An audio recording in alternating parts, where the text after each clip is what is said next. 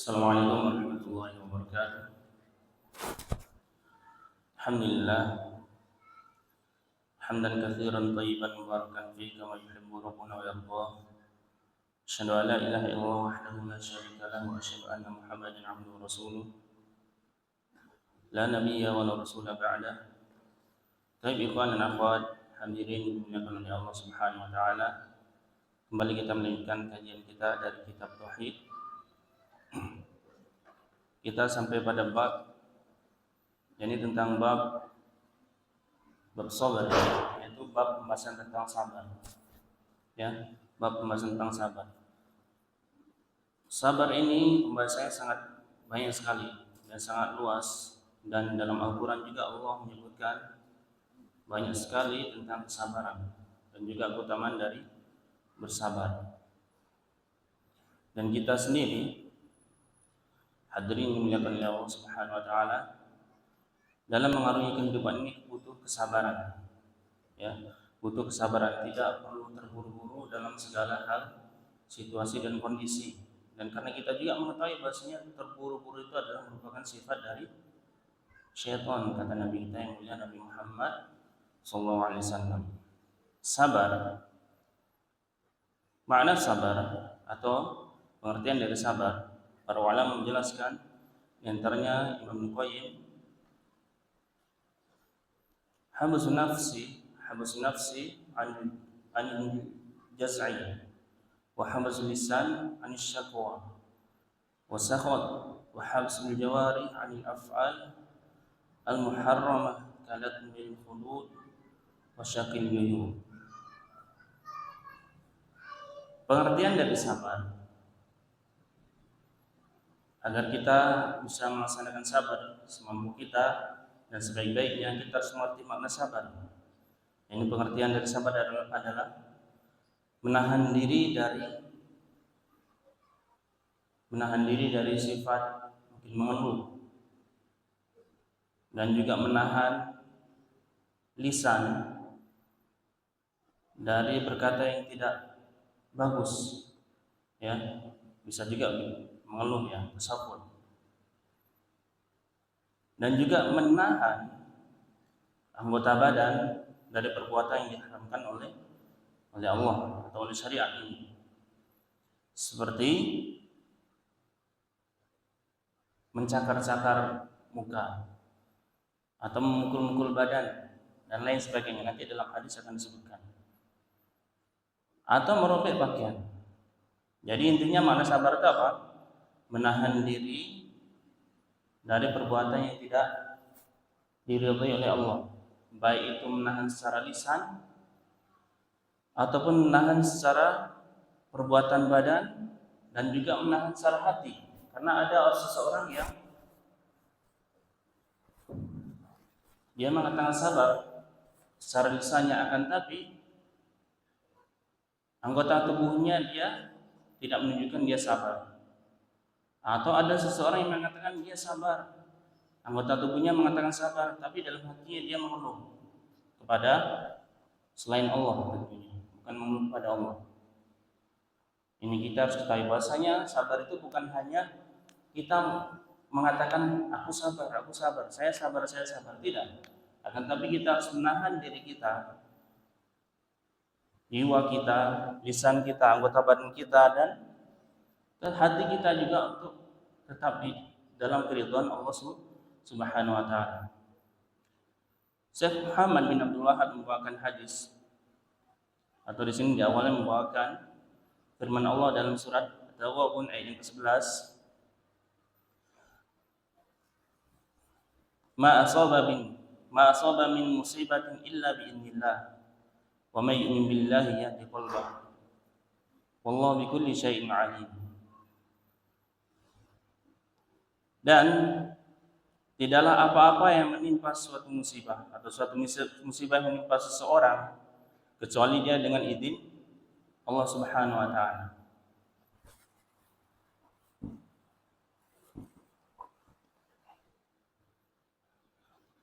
Dan barang siapa yang beriman kepada Allah, maka Allah akan berikan hidayah kepada hatinya.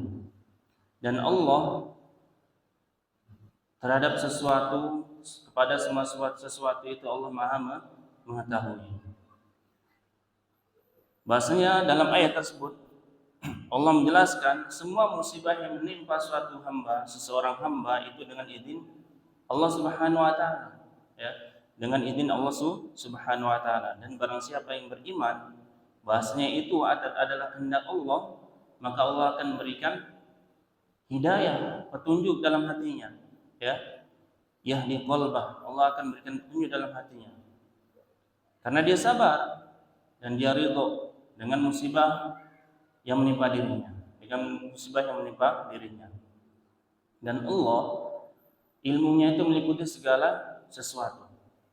Segala sesuatu itu telah diketahui oleh Allah, telah diilmui oleh Allah Subhanahu wa taala. Ya. Karena ada sebagian orang yang mengatakan bahwasanya ketika ada seseorang mungkin ditimpa musibah, sesuatu yang dia tidak sukai, ini bukan kehendak Allah. Karena buruk. Karena sebagian manusia mengatakan apa? Yang diperbuat oleh Allah itu hanya yang baik-baik saja. Ya, ini merupakan satu bantahan juga pada orang yang melakukan hal demikian. Bahwasanya yang dikehendaki Allah itu adalah baik-baik aja, maksud baik-baik saja menurut ukuran manusia. Karena semua musibah, semua takdir Allah itu adalah baik di sisi Allah Subhanahu wa taala itu bagi orang yang beriman. Maka faedah dari ayat tersebut bahasanya anna syarru kal khair muqaddarun min Allah. Bahasanya keburukan itu seperti kebaikan. Keburukan seperti kebaikan maksudnya apa? Telah ditakdirkan oleh Allah Subhanahu wa taala. Sebagaimana kita jelaskan tadi, bahasanya ada sebagian orang yang mengatakan bahasanya yang ditakdirkan oleh Allah itu hanya kebaikan saja. Misalnya ada seseorang meninggal, orang yang dicintai, yang disayangnya, ini bukan kehendak Allah, ini bukan karena izin Allah, ini karena dia yang membunuh atau karena dia yang menabrak tadi dan lain sebagainya. Ini maksudnya. Kemudian yang kedua, bayan nikmatillah.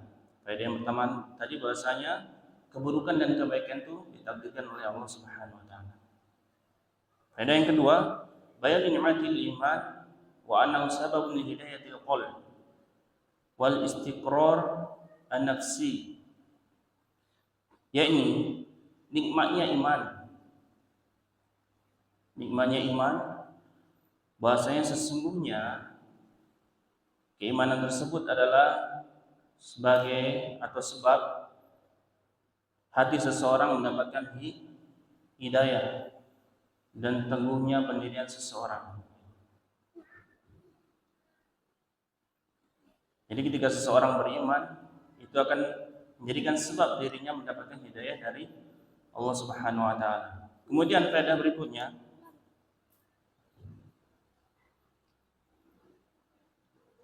bayan ihatati ilmi Allah bi kulli syai'in. Yani ilmu Allah itu meliputi segala sesuatu. Ilmu Allah meliputi segala sesuatu. Sampai pun Allah menyebutkan sampai pun daun yang jatuh ke bumi itu diketahui oleh Allah Subhanahu wa taala dalam kegelapan malam sekalipun. Faedah berikutnya, anna min thawabil hasanah al-hasanah ba'daha. Bahasanya ganjaran atau balasan dari suatu kebaikan adalah kebaikan setelahnya. Ganjaran atau balasan dari suatu kebaikan adalah kebaikan setelahnya. Ini kita harus ketahui bahwasanya seseorang ketika melakukan suatu kebaikan pasti akan dibalas suatu kebaikan. Dan kita juga harus ketahui, bukan berarti kebaikan itu hanya yang kita ketahui di bumi ini ketika kita masih hidup. Bisa jadi setelah nanti kita, anak cucu kita, atau bisa jadi ketika nanti kita sudah di hari kiamat nanti kelak, ya. Kemudian faedah berikutnya, anna hidayatul taufiq biadillahi ta'ala wahdahu. Bahasanya hidayah taufik itu di tangan Allah semata. Tidak ada yang bisa memberikan hidayah taufik kecuali Allah Subhanahu wa taala.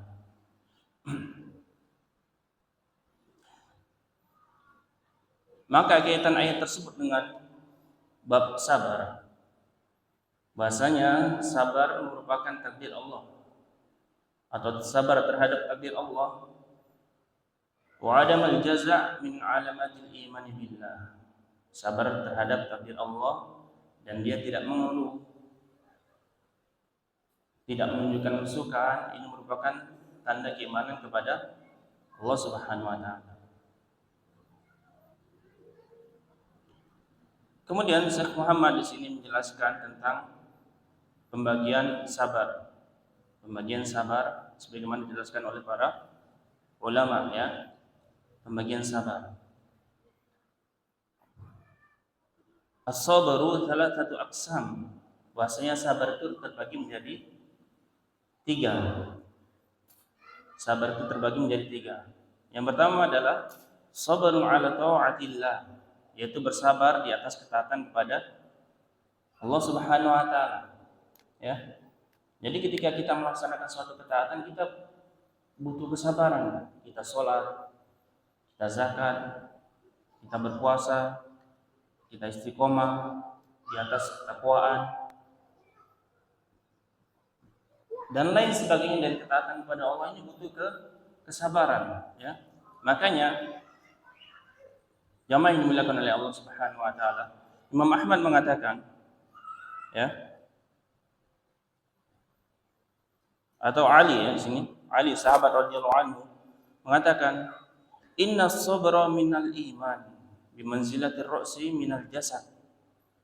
Thumma rafa'a sawtahu faqala ala innahu la imana liman la sabara.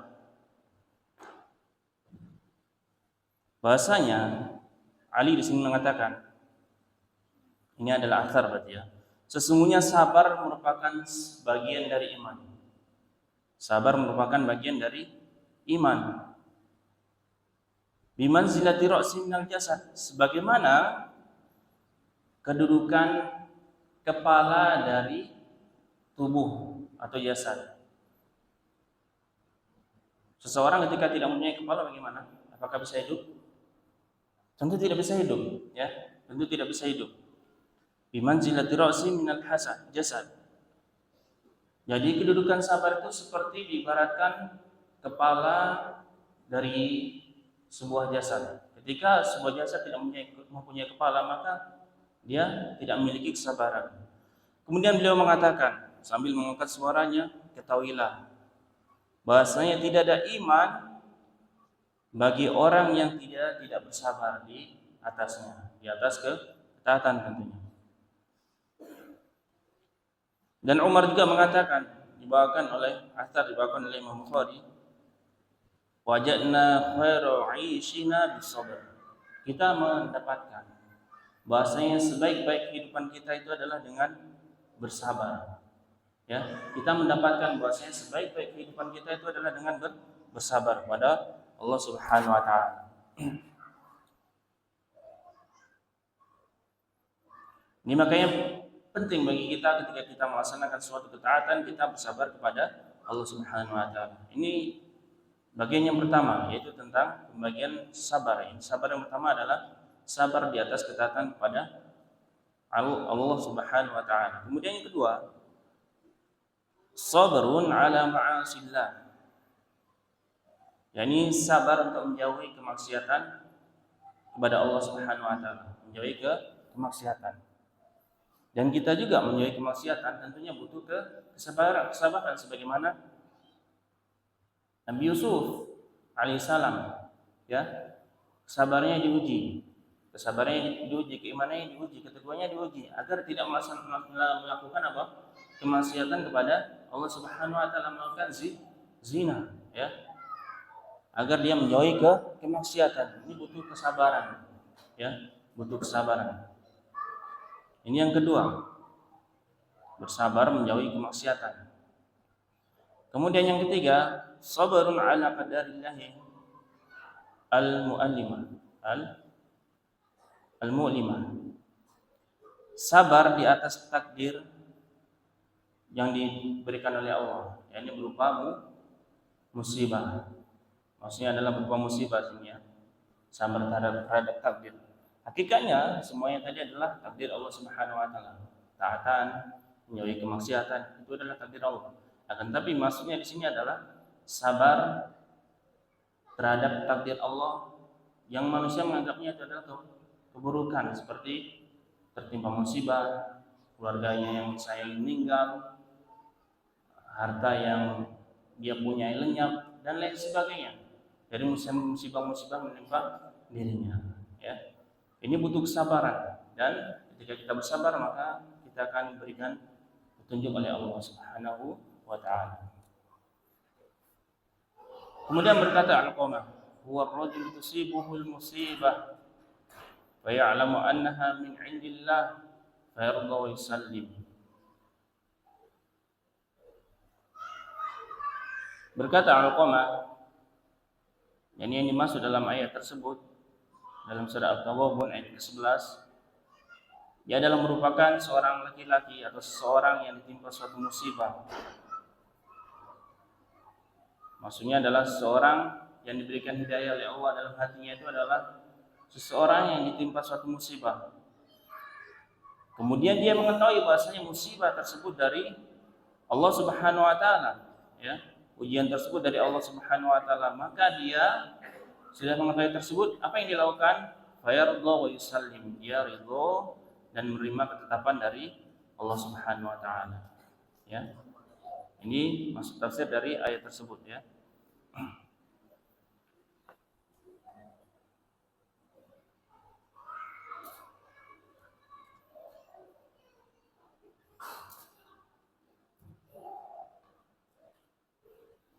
Kemudian wa fi sahih Muslim an Abi Hurairah radhiyallahu anhu anna Rasulullah sallallahu alaihi wasallam qala ithnani fin nasi huma bihim kufrun at-ta'nu fin nasab wa niyahah 'alal mayyit.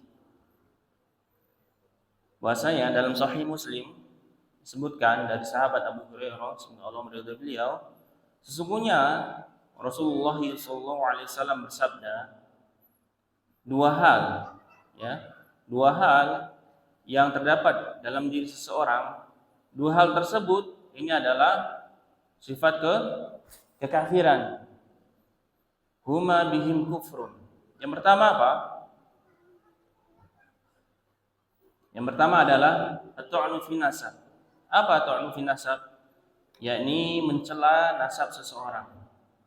Kemudian an-niyahah 'alal mayyit, menangisi mayit, ya.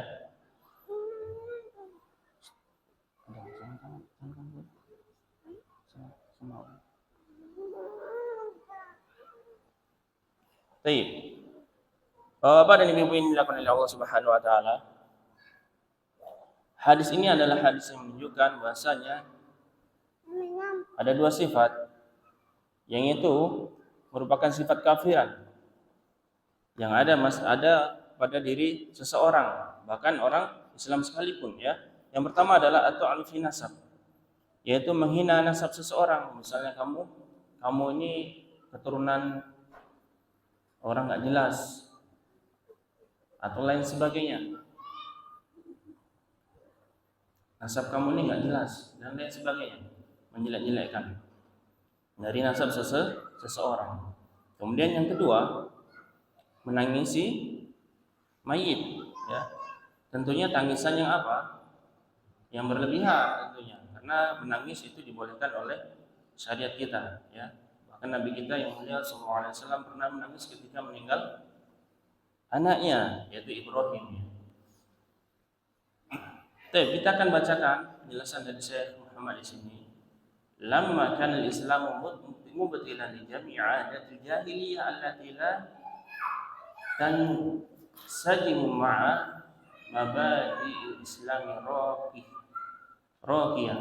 Akhbar Nabi sallallahu alaihi wasallam fi hadzal hadits anna at-ta'na fi an-nasab wan niyaha 'alal mayyit huma min khisal al-kufr allati sadaqqa fi hadhihi al-ummah wa dhalika fi ma'rid at-tahdhir minha lima fi hataini al-khoslataini min asy-syururi al-'ammah wal khassah.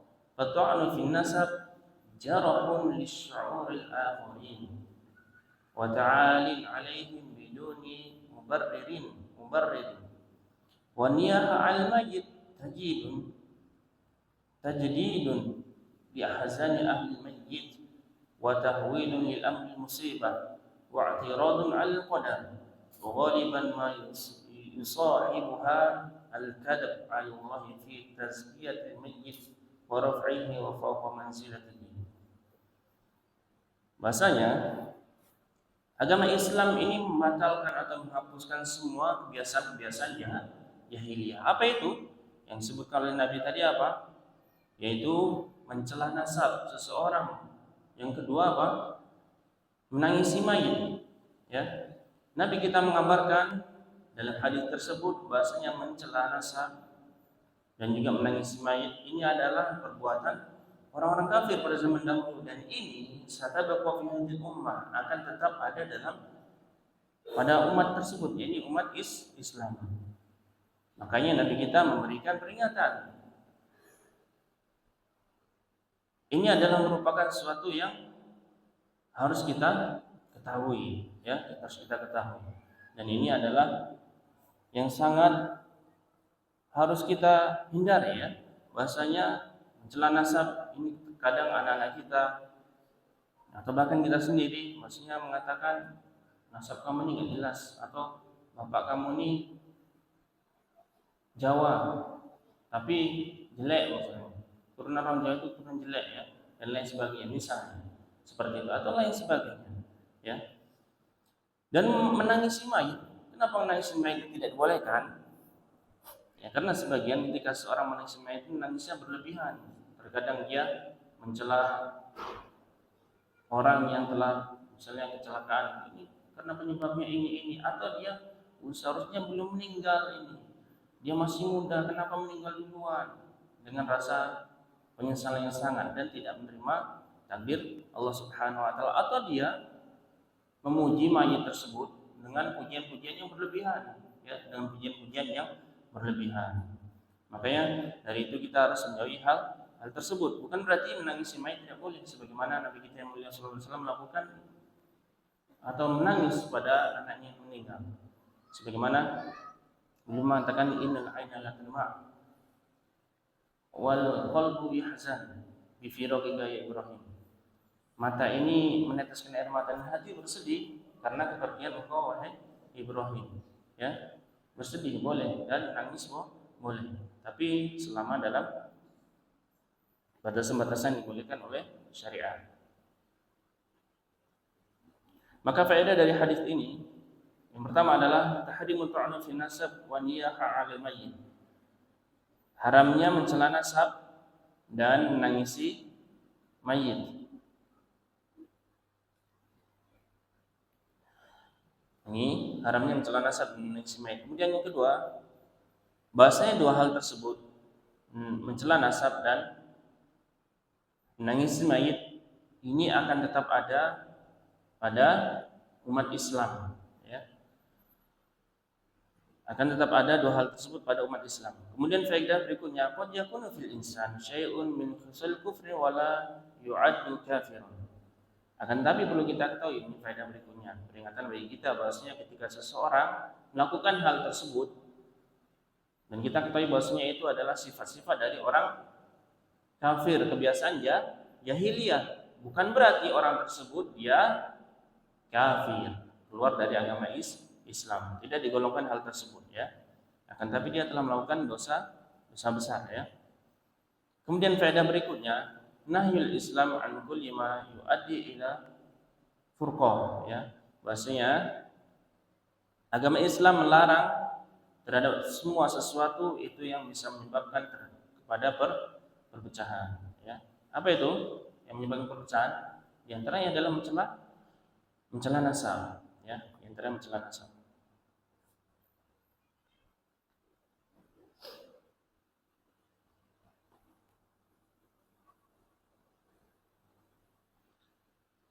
Walahu ma'an Ibnu Mas'udin marfu'an laisa minna man darabal khudud wa syaqqal juyub wa da'a bid'awal jahiliyah. Dari dikeluarkan hadisnya dari Imam Bukhari dan Imam Muslim dari sahabat Imam Mas'ud radhiyallahu anhu sampai kepada Rasulullah hadisnya, laisa minna, bukan dari golongan kami, ya, bukan di atas sunnah kami, bukan di atas jalan kami. Ini kata Nabi kita yang mulia Nabi Muhammad SAW, man darabal hudud.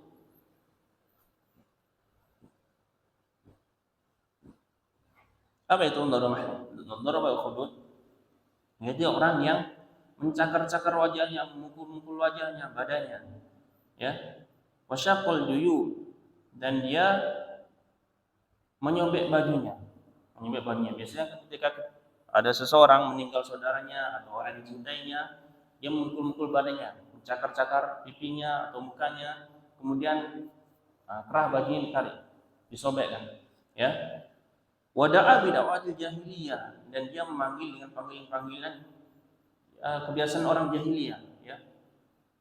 Banyak kebiasaan orang jahiliyah, tentunya kebiasaan yang tidak disyariatkan oleh agama kita, ya, oleh syariat Islam ini. Ini dikatakan bahasanya laisa minna, bukan dari golongan kami, bukan orang yang mengikuti sunnah kami, bukan orang yang mengikuti jalan kami, kata Nabi Muhammad SAW. Makanya kita harus berhati-hati dari hal tersebut, ya. Berapa banyak kaum muslimin yang dia terjatuh ke dalam perbuatan tersebut ketika ada saudara yang meninggal dan lain sebagainya, ya, atau harta yang disayanginya, yang dipunyainya lenyap, hilang, tadi maling, tak terbakar dan lain sebagainya. Ini merupakan bukan bagian kami ketika dia, orang tersebut, memukul-mukul badannya, wajahnya, mencobek pakaiannya, dan dia berseru, memanggil-manggil dengan panggilan jahiliyah. Apa itu panggilan jahiliyah? Biasanya dia menyebut-nyebut kebaikan mayit, ya, atau lain sebagainya, sehingga melewati batas yang disyariatkan, ya, yang dibolehkan. Atau menyebut kecelakaan, ya, bilwail, kecelakalah siapa ini tadi yang menyebabkan ini meninggal dan lain sebagainya. Dan ini tidak dibolehkan. Kemudian Muhammad menjelaskan, lama kan al-Islam yad'u ila makarimil akhlaq wa tahdhibin nufus, naha min latmil hudud wa syaqil juyub wa da'wal jahiliyah, wa akhbara anna hadhihi al-af'al laysat min al-Islam fi syai', wa dhalika lima fiha min itharatil ahzan wa italati amaliha wal i'tirad ala qada'illahi wa qadarihi wa ahya'in li ba'di 'adatil jahiliyah as-sauda allati 'amila al-Islam 'ala mahwiha wa tamsiha, ya. Bahwasanya agama Islam ini mengajak kepada akhlak yang baik, yang bagus, ya, yang mulia, ya, untuk memuliakan, untuk membersihkan diri. Agama ini melarang dari, ya, ini diantaranya apa? Mencakar-cakar wajah dan menyobek-nyobek pakaian dan menyeru atau memanggil dengan panggilan jahiliyah. Dan Nabi kita menggambarkan bahasanya perbuatan ini semua bukan dari agama Islam, sesuatu pun apapun, tidak ada ini mirip dengan agama Islam atau tidak ada bagian dalam agama Islam. Karena apa? Ini akan menyebabkan kesedihan yang bertambah panjang, ya. Wal i'tirad ala qada'illahi wa qadarihi, dan dia berpaling atau dia tidak menerima terhadap ketetapan dan juga takdir Allah Subhanahu wa taala ketika seseorang melakukan hal tersebut. Dia menyakar-nyakar wajahnya, memukul-mukul badannya, menyobek pakaiannya dan lain sebagainya dengan memanggil-manggil juga panggilan jahiliyah. Ini berarti dia menunjukkan tidak terima dengan ketetapan Allah Subhanahu wa taala. Dan dia juga bukan hanya itu saja. Orang yang melakukan hal tersebut berarti apa? Dia telah menghidupkan kembali atau telah memakmurkan lagi kebiasaan jahiliyah, yang mana agama Islam itu semuanya menghapuskan kebiasaan jahiliyah. Kita harus ketahui bahwasanya agama Islam menghapuskan semua kebiasaan jahiliyah. Jangan kita menghidupkan lagi, ya, di antaranya ini, dan juga kesyirikan-kesyirikan yang lain, ya. Ini berarti kebiasaan jahiliyah. Baik. Maka faedah dari hadis ini di antaranya tahrimul latmil hudud wa syaqil juyub wa da'wal jahiliyah.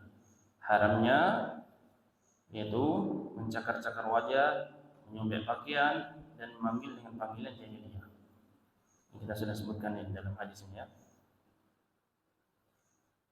Yang kedua, ibtalu 'adatil jahiliyah illa ma warada syar'u bi ibadihi ka ikramil dhaif wa nahwi dzalik. Ada yang kedua yakni pembatalan semua kebiasaan atau penghapusan semua kebiasaan jahiliyah kecuali apa yang datang dari syariat. Apa itu? Di antaranya adalah memuliakan tamu. Jadi kalau kebiasaan jahiliyah dulu, orang jahiliyah sangat memuliakan tamunya ya, tamunya.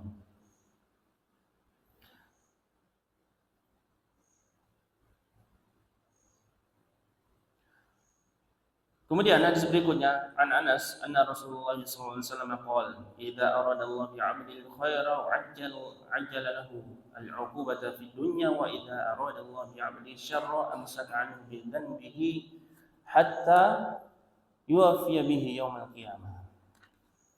Dari sahabat Anas bahasanya Rasulullah sallallahu alaihi wasallam bersabda, seandainya atau jika Allah menginginkan seorang hamba kebaikan, jika Allah menginginkan pada diri seorang hamba kebaikan, maka Allah akan mempercepat ukubah atau hukumannya di dunia. Kita ingat, kita ulang lagi, ketika Allah menginginkan seorang hamba itu sebuah kebaikan, maka Allah akan percepat hukumannya di dunia. Wa idza aradallahu bi'abdi syarra, jika seseorang menginginkan seorang hamba itu keburukan, maka Allah akan tahan dosa-dosanya itu sampai dia diwafatkan, kemudian dibalas pada hari kiamat. Ya.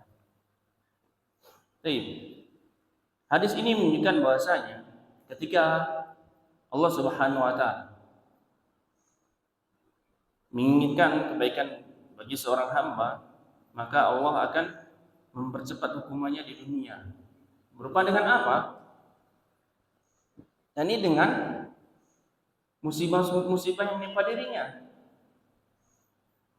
Kebaikan itu tidak akan didapat tentunya dengan ya hanya diberikan hukuman saja atau apalah yang bisa menggugurkan dosanya. Tapi dia harus apa? Ya bersabar. Misalnya dia orang soleh, orang baik, kemudian dia ditimpa musibah berupa mungkin penyakit atau hartanya hilang setengah, sebagian atau semuanya. Akan tapi bukan hanya serta mata Allah menginginkan kebaikan itu saja. Kebaikan itu dia dapatkan dari Allah apabila dia bersabar, ya, apabila dia bersabar. Dan kebalikannya, jika Allah menginginkan keburukan pada diri seorang hamba, ketika seorang hamba mendapatkan kenikmatan, kemudian dia tidak menggunakan kenikmatan tersebut untuk taat kepada Allah dan dia merasa aman dari hal tersebut, maka ingat itu adalah istidraj, ya, ditunda-tunda oleh Allah Subhanahu wa taala, ya. Maka syahid dari hadis ini atau inti dari hadis ini adalah yang pertama tadi, yakni seorang hamba ketika diinginkan kebaikan oleh Allah Subhanahu wa taala, Allah akan segerakan ukubahnya di dunia berupa dia ditimpa oleh berbagai macam musibah yang menimpa dirinya sampai diwafatkan oleh Allah Subhanahu wa taala, ya. Sampai diwafatkan oleh Allah Subhanahu wa taala. Karena musibah yang menimpa dirinya di dunia ini akan menghapuskan dosa-dosa dirinya. Ini dosa-dosa seorang mukmin. Faedah dari hadis ini di antaranya adalah isbatu sifatil iradah ala Allah wa ala wajhihi yaliqu bi jalalihi, yakni penetapan sifat iradah Allah atau keinginan Allah, ya, dengan cara yang sesuai dengan kemuliaan Allah Subhanahu wa taala. Tidak sama keinginan Allah dengan keinginan manusia atau makhluknya. Faedah berikutnya, annal khaira wasyarra muqaddarani min Allah taala.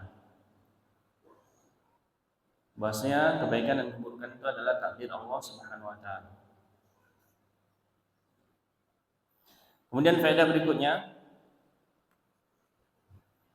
annal bala' lil mu'min min alamatil khair ma lam yatarattab alaihi tarkul wajib aw fi'lul muharram.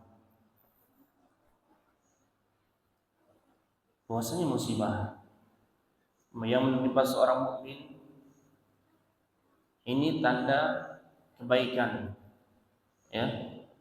Kita harus ingat dan kita harus camkan dalam diri kita ketika kita tertimpa suatu musibah, dikatakan di sini bahwasanya musibah yang menimpa seorang mukmin itu adalah tanda kebaikan selama dirinya tetap melaksanakan kewajiban yang diwajibkan oleh Allah dan Rasulnya dan tidak melaksanakan atau melakukan kemaksiatan, ya, atau perbuatan yang diharamkan oleh Allah dan Rasulnya, ya. Kenapa? Sebagian seorang ketika ditimpa musibah, Pak, misalnya penyakit, datangnya kemana? Ke dukun, ya. Dukunnya dia sakit, dia datang ke dukun, ya. Dan ini maksudnya adalah apa?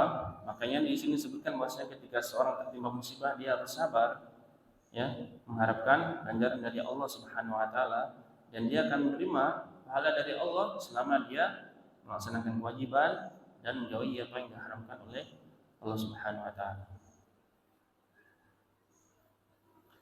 Kemudian faedah berikutnya, yanbagil khauf min dawami ni'mah aw sihah.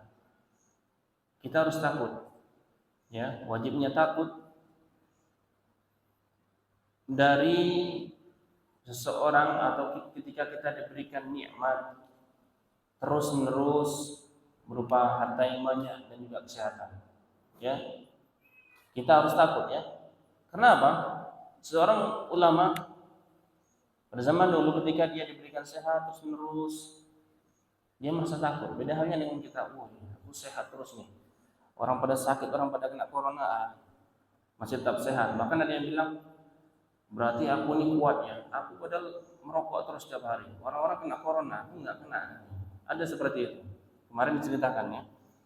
Kita harus berhati-hati. Bahasanya itu bisa jadi adalah bentuk apa? Istidrat tadi, diulur-ulur oleh Allah Subhanahu wa taala, ya.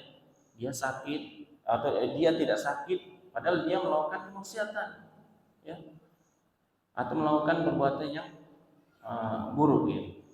Ini kita harus berhati-hati dengan hal tersebut. Karena apa? Bisa jadi diundur oleh Allah dan dia dimatikan atau diwafatkan, dia belum mendapatkan ukubah di dunia, maka di akhirat kelak akan berlipat ganda ukubahnya.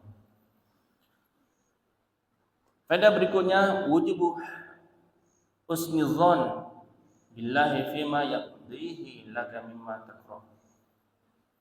Kita wajib berhusnuzon, berbaik sangka kepada Allah terhadap apa-apa yang kita tidak sukai, ya.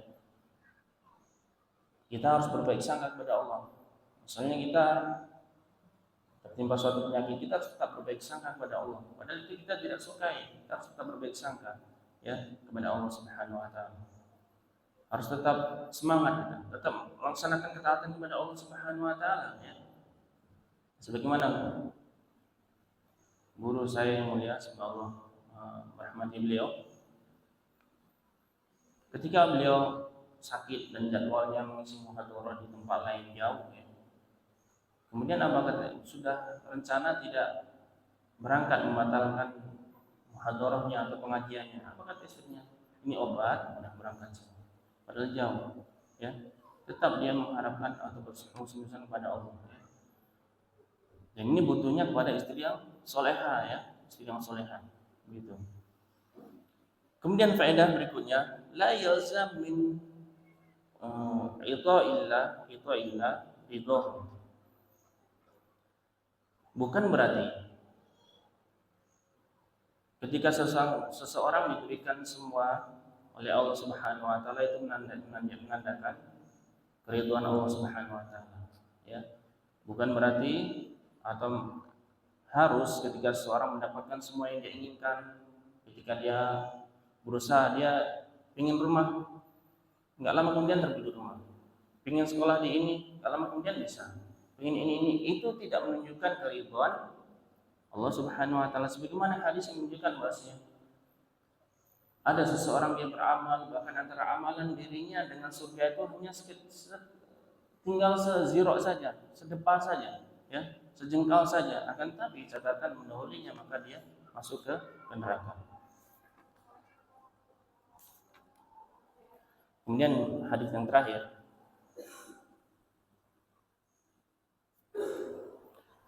Qala Nabi sallallahu alaihi wasallam, "Inna 'idhamal jazaa' ma'a 'idhamil bala', wa inna Allah 'azza wa jalla idza ahabba qauman ibtalahum faman radiya falahu ridha wa man sakhita falahu sakhط."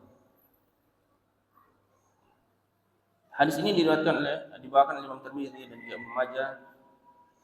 Bahasanya Nabi kita yang mulia Nabi Muhammad sallallahu alaihi wasallam bersabda, sesungguhnya besarnya ganjaran itu bersama dengan besarnya musibah yang menimpa dirinya.